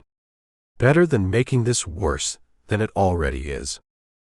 Jack thought about his family. His sister in Kansas City. His mom in Bartlesville. Neither of them had talked to him in 5 years. Neither of them would care if he lived or died. I don't have family, he typed. Everyone has someone. Someone who cares. Someone who'd rather see you alive in prison than dead in a field somewhere. How did you get this number? Samuel gave it to us. Along with the other numbers. We're monitoring all of them. Every text you send, we see. Every call you make, we hear. Jack looked at Donovan. They're monitoring the burners. All of them? All of them. Donovan grabbed Jack's phone. Threw it out the window. Everyone. Phone's out. Now. Ray Buck and Bobby Joe pulled out their burners. Threw them. Donovan threw his. They drove in silence. No phones. No contact with the outside world. Just 5 men in a stolen Tahoe heading deeper into the mountains. After 20 minutes, Donovan turned onto a dirt road. Barely visible. Overgrown with weeds. The Tahoe bounced over ruts and rocks. This is it, he said. This is what? Bobby Joe asked. The way to the cabin. They drove another mile. The road got worse. Trees pressed in on both sides. Low branches scraped the roof. Then the cabin appeared. Small. Wood. Probably built in the 50s. 1 room. Porch sagging. Windows dark. Donovan parked behind it. Killed the engine. They sat there listening. Nothing. Just wind in the trees. Crickets. Night sounds. Anybody know we're here? Jack asked. Just us, Donovan said. You sure? I'm sure. I bought this place through an LLC 10 years ago. Cash. Fake name. No utilities. No paper trail. FBI doesn't know about it. They knew about your apartment in Oklahoma City. That's different. This is off the books. Completely dark. They got out. The air smelled like pine and earth. Cool. Clean. Nothing like the chemical stink of the meth lab. Donovan opened the cabin. It was basic. Cots. A wood stove. Shelves with canned food. A pump for well water. Propane lanterns. Home sweet home, Ray Buck said. They brought their gear inside. Donovan lit a lantern. Yellow light filled the room. Jack counted the food. Maybe 2 weeks' worth if they rationed. Beans. Soup. Tuna. Crackers. Nothing fancy. We're really staying here, Bobby Joe asked. Until we figure out the next move, Donovan said. The next move is they find us and kill us. They won't find us. They found your apartment. They found Charlie. They found the casino woman. They'll find this. No, they won't. Because nobody knows about it. Not even Charlie. Not even Ray Buck, until tonight. Ray Buck looked up. You didn't tell me about this place. I'm telling you now. Why not before? Because I don't tell anybody everything. That's how you stay alive. You keep secrets. Jack sat on one of the cots. The springs squeaked. He was Thierry. Bone Thierry. Hadn't slept more than 2 hours since the robbery. Felt like a lifetime ago. The Armoire car. The quick trip. Curtis pulling his gun. Jones bleeding out. All of it compressed into 36 hours. We should split the money, Bobby Joe said. We already split it, Donovan said. No. I mean really split it. Everyone takes their share. We go our separate ways. We stick together. Why? So they can kill all 5 of us at once. We split up, we got better odds. We split up, we got no support. No backup. No help if things go wrong. Things already went wrong. This whole job was wrong from the start. Donovan pulled out a pack of American spirits. Lit one. You want to leave, leave. Nobody's stopping you. I'm not leaving. I'm just saying, we should consider it. We've considered it. Answers no. We stay together. They sat in the cabin. The lantern hissed. Outside an owl called. Somewhere far away, so faint they almost didn't hear it, a helicopter. Everyone froze. You hear that? Jack asked. They listened. The helicopter sound got louder. Closer. Donovan killed the lantern. Darkness filled the cabin. Through the window, they could see lights. Gray and white. Searchlights sweeping the trees. They're searching, Ray Buck said. For what? For us. The helicopter passed overhead. Close enough to shake the cabin. The searchlight hit the clearing. Swept across the Tahoe. Across the cabin. Then moved on. The sound faded. Disappear. They waited 5 minutes. 10. No sound except their breathing. Donovan relit the lantern. That was close, Bobby Joe said. Too close. You said nobody knows about this place. Nobody does. Then why is there a helicopter? Probably doing a grid search. Checking every structure in the area. Which means they'll be back. Donovan didn't argue. Jack stood. Looked out the window. Saw nothing but darkness and trees. We need to move. Tonight. Move where? I don't know. But we can't stay here. They're searching. Systematic. They'll hit every building, every cabin, every structure in these mountains. It's just a matter of time before they come back. He's right, Ray Buck said. We should go now.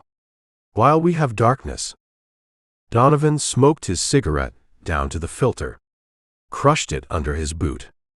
Where? Nobody had an answer. They sat there. 5 men with nowhere to go. No phones. No contacts. No way out. Jack thought about Morrell's text. About surrendering. About letting a jury decide. Thought about the alternative. Running until they got caught. Or killed. Thought about Curtis and Jones. About David Reeves in ICU. About Samuel, forced to collect wallets at gunpoint. All for $9,000. $9,000 he'd never get to spend. I'm turning myself in, he said. Everyone looked at him. What? Donovan asked. I'm done. I'm turning myself in. Tonight if I can. Tomorrow if I can't. You're not serious. I'm serious. Raybuck laughed. They'll kill you. Maybe. Or maybe they'll let me surrender. Either way, I'm done running. You run now, you run forever. That's how it works. I'm 42 years old. I got nothing. No money. No family. No future. I'm not spending the rest of my life hiding in cabins, waiting for helicopters. Donovan stood, walked over to Jack, looked him in the eye. You surrender, you give them everything. You'll have to testify. Against all of us. No, I won't. They'll make you. Give you immunity for cooperation. You'll have to tell them everything, or go to prison. Then I'll go to prison. For what? For nothing? You throw your life away for nothing? My life's already thrown away. This just makes it official. Donovan grabbed him by the shirt, shoved him against the wall. You're not doing this. Let go. You walk out that door, you're dead. I'll make sure of it. Jack looked at him, saw desperation there. Fear. Donovan was barely holding it together. You'd kill me? Jack asked. I'd do what I have to do. Then do it. Because I'm leaving. Donovan held him for another second, then let go. Stepped back. You're making a mistake. I've made a lot of mistakes. This isn't the worst one. Jack grabbed his backpack. The $9,000 in cash. Left the guns. Didn't need them anymore. How you planning to get there? Bobby Joe asked. We're 20 miles from anything. No phone. No car. You're just gonna walk. If I have to. You won't make it. They got helicopters. Drones. Thermal imaging. They'll spot you before you go a mile. Then they spot me. And I surrender. Jack walked to the door. Opened it. The night air hit his face. Cool. Clean. Jack. Donovan's voice was soft now. Almost pleading. Don't do this. I have to. Why? Because Curtis didn't deserve to die. Jones didn't deserve to die. David Reeves didn't deserve to get his skull cracked. Samuel didn't deserve to get traumatized. None of them deserved what we did to them. They knew the risks. No, they didn't. They were just living their lives. Going to work. Trying to get home. We took that from them. That's what we do. That's who we are. Maybe that's who you are. But I'm done being that person. Jack stepped out onto the porch. Started walking. Behind him Raybuck said, let him go. He's dead anyway. Jack kept walking. Down the dirt road. Into the darkness. No idea where he was going. No plan except to find a road, find a cop, find a way to end this. He walked for an hour. Maybe 2. His legs burned. His feet hurt. But he kept going. Then he saw lights. Headlights. Coming up the mountain road.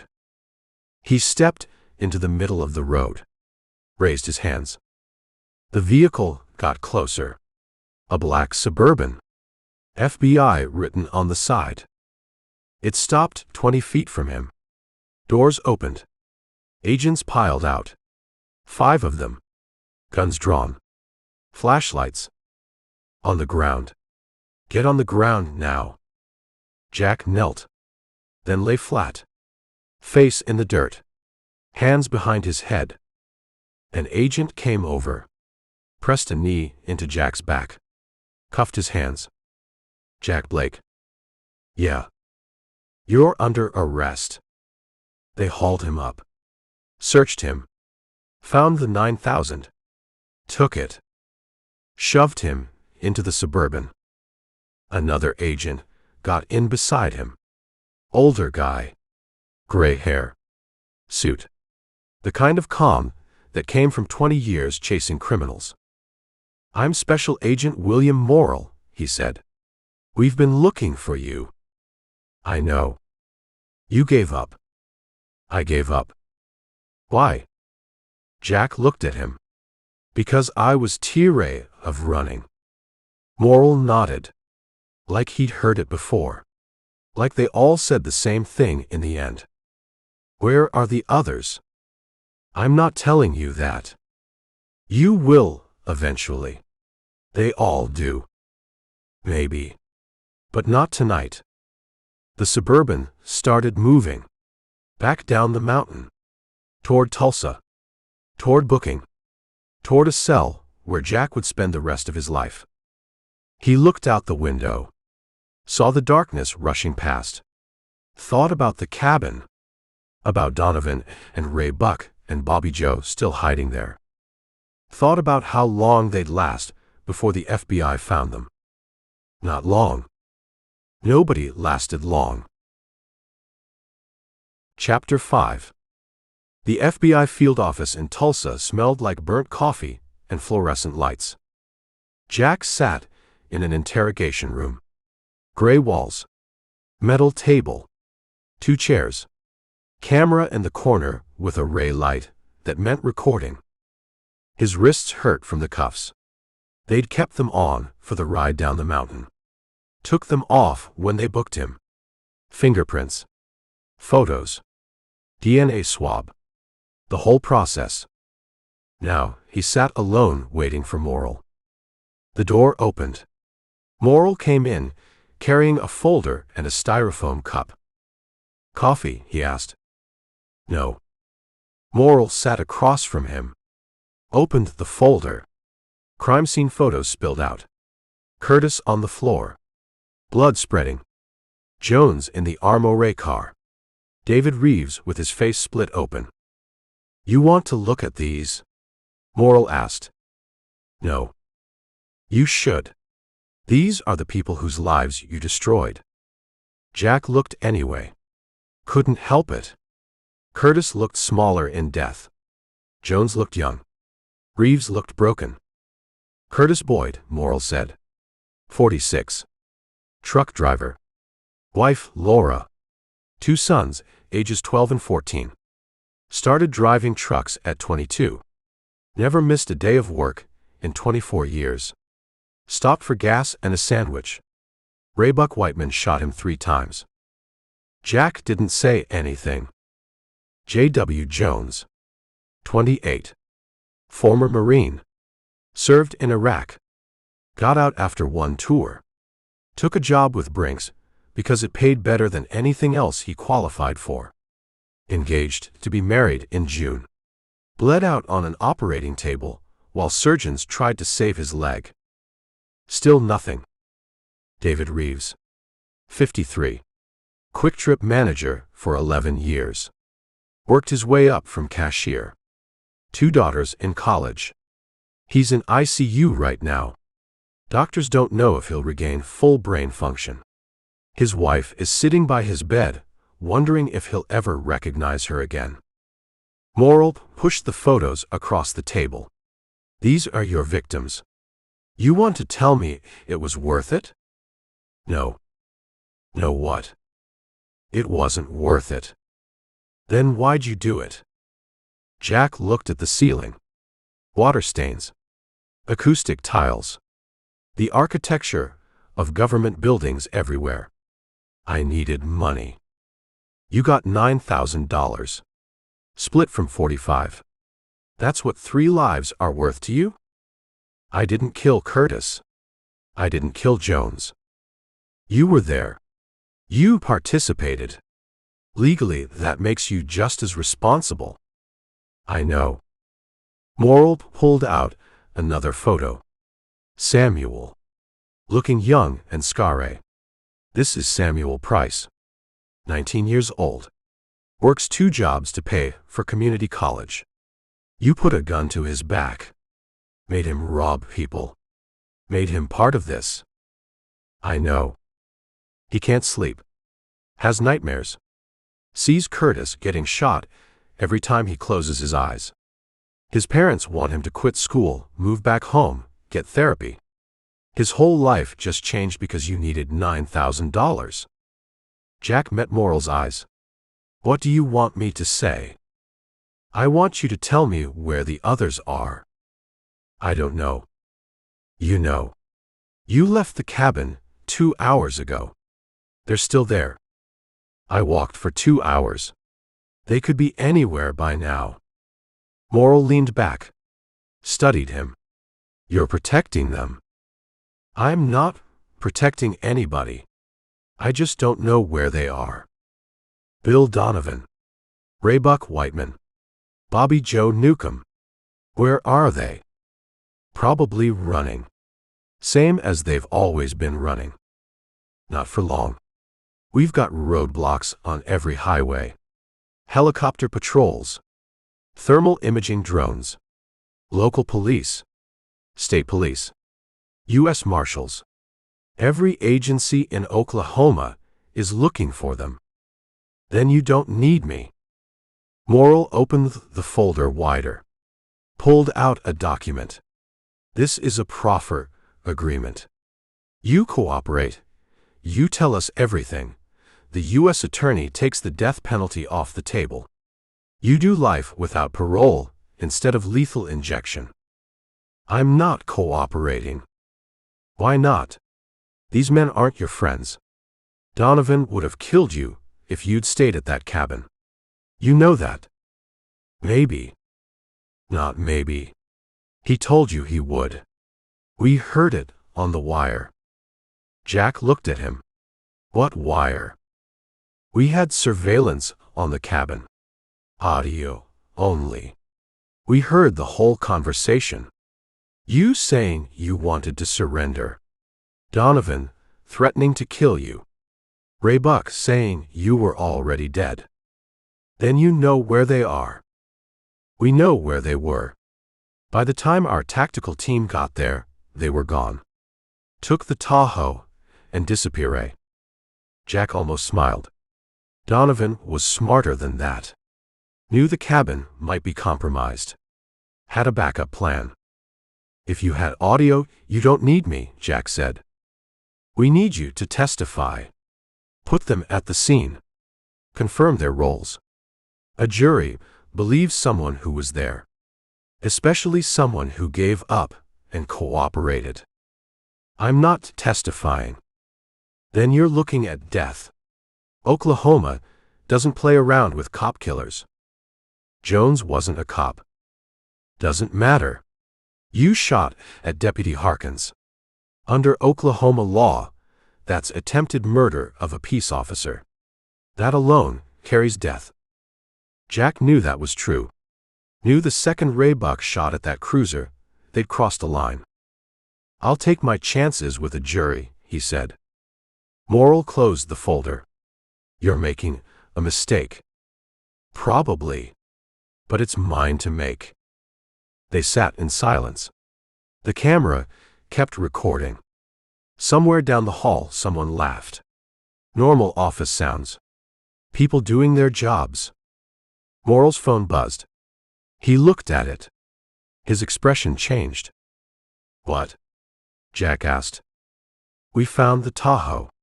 Abandoned off Highway 9, near Seminole. Empty. They switched vehicles. Good for them. It's not good for them. It's just delaying the inevitable. Morrell stood.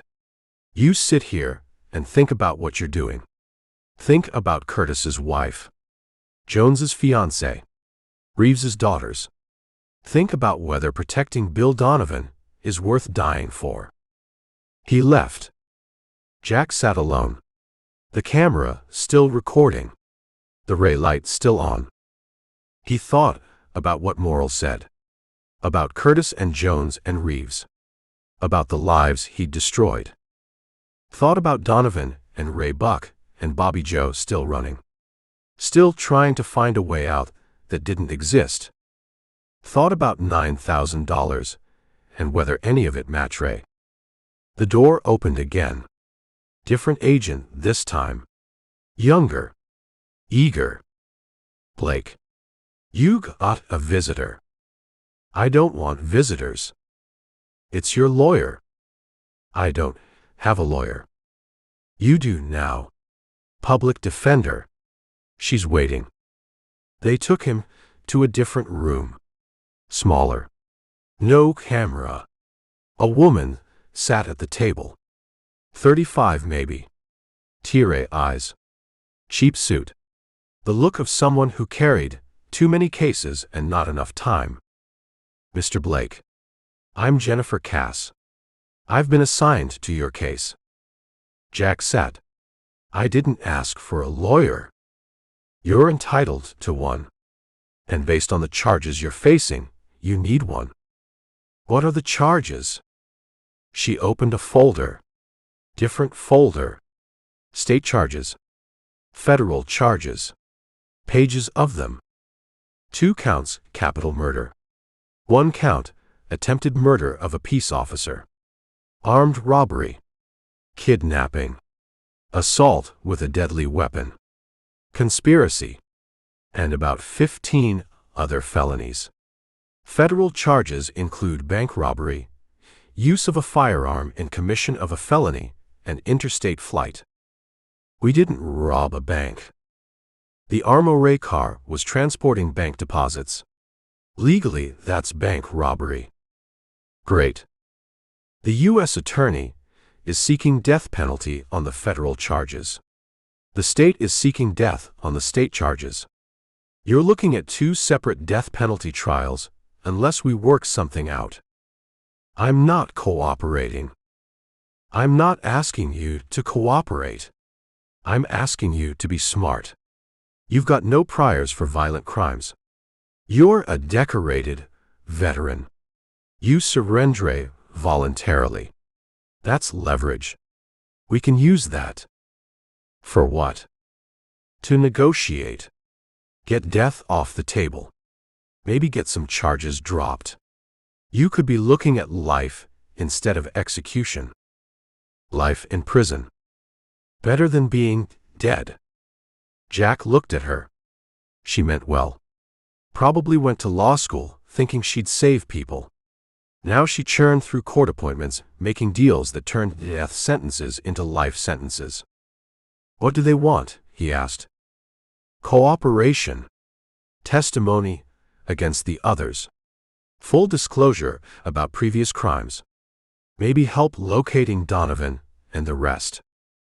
I'm not doing that. Then you're going to die. The state will execute you. It might take 10 years, 15, 20 with appeals. But eventually, they'll strap you to a table and put poison in your veins. I know. And you're okay with that? Jack thought about it. Really thought about it. Dying for $9,000. Dying because he made bad choices. Dying because he didn't know how to do anything else. No, he said. I'm not okay with it. But I'm not giving them up, either. Why? What do you owe these men? Nothing. But I'm not a rat. This isn't about being a rat. This is about survival. I've been surviving my whole life. Maybe it's time to stop. She closed the folder. I can't help you if you won't help yourself. Then don't help me. Just make sure I get a trial. You'll get a trial. And you'll lose. The evidence is overwhelming. They've got video. Witnesses. Your DNA at the scene. They've got everything. Then what's the point of a trial? The point is to try to save your life. Even if you won't. She stood. Gather her papers. I'll be back tomorrow. Maybe you'll feel different after a night in jail. I won't. We'll see. She left. They took Jack to a holding cell. 6 by 8 feet. Concrete bunk. Steel toilet. Bars instead of a door so they could watch him. Suicide watch, probably. Standard for high-profile arrestees. He lay on the bunk. Star at the ceiling. Tried to sleep. Couldn't. Kept seeing Curtis. Jones. Reeves. Samuel. All of them. Kept hearing Ray Buck's gun. The screaming. The sound Jones made when the bullet hit his leg. Kept thinking about $9,000. His phone was gone. Taken during booking. But he remembered the texts. Samuel, apologizing. The casino woman, apologizing. Everyone apologizing for doing what they had to do. Nobody apologized for what started it all. The job. The plan. The decision to rob an Armory car for money that wasn't even there. Morning came. Gray light through a window somewhere. Sounds of a jail waking up. Toilets flushing. Guards talking. Prisoners yelling. They brought him breakfast. Poudre eggs. White bread. Coffee that tasted like dirty water. He didn't eat it. At 9 o'clock, Morrill came back. "We got Bobby Joe," he said through the bars. Jack sat up. "Where?" "Texaco Station, outside Shawnee. Tried to buy gas with cash. Clerk recognized him. Called it in. Highway patrol boxed him in before he could run." "He alive?" "He's alive. Surrender without a fight. Smart man. Smarter than you." "He talking?" "Not yet. But he will. His lawyers already negotiating. Probably have a deal by this afternoon." Jack lay back down. Star at the ceiling. "That leaves Donovan and Ray Buck," Morrill said. "Just 2. We'll have them by tonight." "Maybe." "Not maybe. Definitely. We've got 1,000 people looking. Thermal drones. Dogs. Checkpoints. They can't move without us knowing about it. They've been running for years. They know how to disappear. Not this time. This time is different. This time they killed people. This time we don't stop until we have them." Morrill's phone buzzed. He looked at it. His expression changed again. "What now?" Jack asked. "Shootout in Okemah. Officers down. Suspects matching Donovan and Whiteman's descriptions." Jack stood. "Grab the bars. Are they alive?" "Don't know yet. SWAT's on scene. Active situation." Morrill left. Practically ran. Jack stood at the bars, listening. Trying to hear something. Anything. An hour passed. Guards came and went. Nobody would tell him anything. Then Morrill came back. His face was gray. "T-Ray." "They're dead," he said. "Both of them." Jack felt something in his chest. Not grief exactly. More like confirmation of something he already knew. "What happened?" "They hit a First National Bank in Okemah. Small town. Thought they could get in and out fast. Someone tripped a silent alarm. Local police responded. Donovan and Ray Buck came out shooting. Killed 1 officer. Wounded 2 others. SWAT arrived. Standoff lasted 45 minutes. And then Ray Buck came out shooting. SWAT put him down. Donovan tried to surrender. Had his hands up. But he reached for something in his jacket. Sniper thought it was a gun. Wasn't. Was a phone. But by then, Donovan had 3 rounds in his chest. Jack closed his eyes. Saw it happening. Ray Buck going out the way he wanted. Guns blazing. Donovan trying to survive and dying anyway. How much did they get from the bank? Jack asked. 12,000. Split 2 ways, that's $6,000 each. They died for $6,000. Less than Jack got from the Armoire car. Less than any of them got. All of it for nothing. There's something else, Morrill said. We found their phones.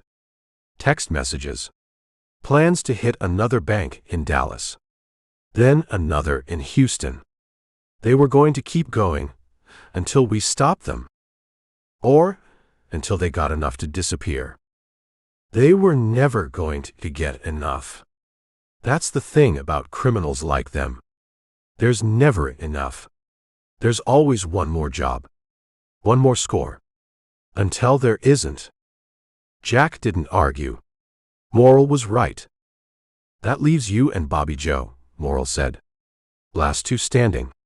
You ready to cooperate yet? No. Bobby Joe is. Signed a proffer agreement this morning. He's telling us everything. Previous jobs. Robbery locations. How you planned the Armoire car. All of it. Good for him. It's not good for you. His testimony puts you at the scene. Confirms your role. You're looking at death unless you give us something better. I don't have anything better. Then you're out of options. Morrill walked away. Left Jack standing at the bars. The day passed. Lunch came. Dinner came. Jack didn't eat either one. His lawyer came back. Jennifer Cass with her teary eyes and cheap suit. Bobby Joe's testimony changes things, she said. He's confirming everything. Your participation. Your knowledge. Your presence at every step. I know. The U.S. Attorney is willing to offer life without parole if you allocute to the charges. Admit what you did. Show remorse. Help the victims' families understand why this happened. Allocute means pled guilty. Yes. And spend the rest of my life in a federal prison. Better than execution. Jack thought about it. ADX Florence, probably. Or USP Terre Haute. 23 hours a day in a cell. No sunlight. No human contact.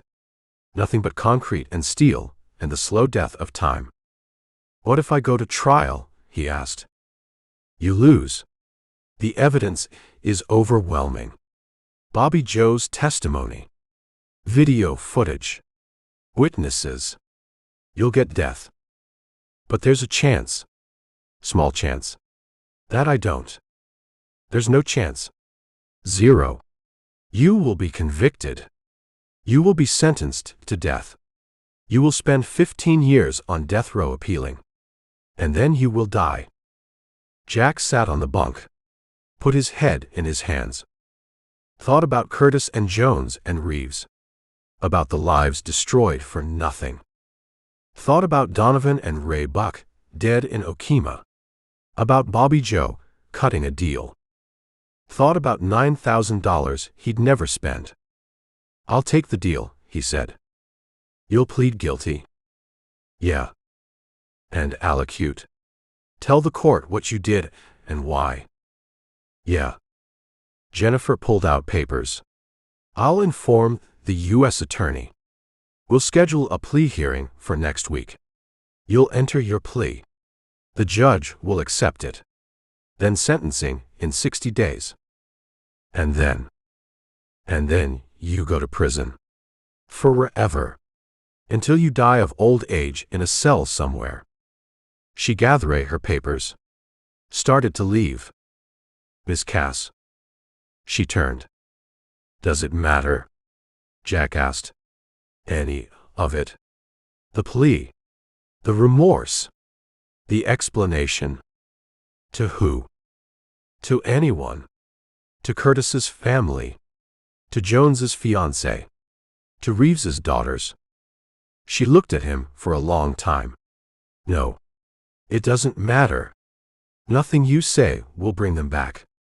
Nothing you do will undo what happened. All you can do is accept responsibility and let them move on. That's it. That's it. She left. Jack lay on the bunk. The jail sounds continued around him. Toilets. Voices. Metal doors clanging. He thought about the Armoire car. About the moment Donovan decided to go back to the Quick Trip. About Ray Buck shooting Curtis. About all the choices that led here. Thought about whether any of it could have gone different. Probably not. Once you stepped onto that path, once you pulled that trigger, once you made that first bad choice, the rest followed like dominoes. His cellmate spoke from the bunk above. He hadn't noticed someone else was there. "What did you get?" the man asked. "Life. Could be worse." "How?" "Could be death. Sometimes death's easier." "Easier don't mean better." Jack didn't respond. The man kept talking. "What did you do? If you don't mind me asking." "Robbed an Armoire car. Couple people died." "How much you get?" $9,000. The man whistled. "That's it. You killed people for $9,000? "Yeah." "Was it worth it?" Jack thought about Curtis. About Jones. About Samuel, with a gun to his back. About his own life, 42 years culminating in a jail cell and a life sentence. "No," he said. "It wasn't worth it." "Nothing ever is," the man said. "That's what I learned. Nothing's ever worth what you pay for it." The lights went out. Darkness filled the cell. Jack lay there thinking about $9,000. About the Armoire car sitting on the highway shoulder. About the Quick Trip with its châtre window. About Donovan and Ray Buck, dead in Okima. About Bobby Joe, cutting deals to save himself. About Curtis and Jones and Reeves, whose only crime was being in the wrong place. About Samuel, who'd carry this trauma forever. All of it for nothing. All of it for $9,000 that wouldn't even buy 6 months of freedom. Outside, somewhere in the Oklahoma night, life continued. People went to work. Came home. Had dinner. Watched TV. Did all the normal things that normal people did. Things Jack would never do again. He closed his eyes and tried to sleep. But sleep wouldn't come. It never did anymore. Not since the robbery. Not since he learned that some prices are too high to pay. Even for outlaws with nothing left to lose. The end.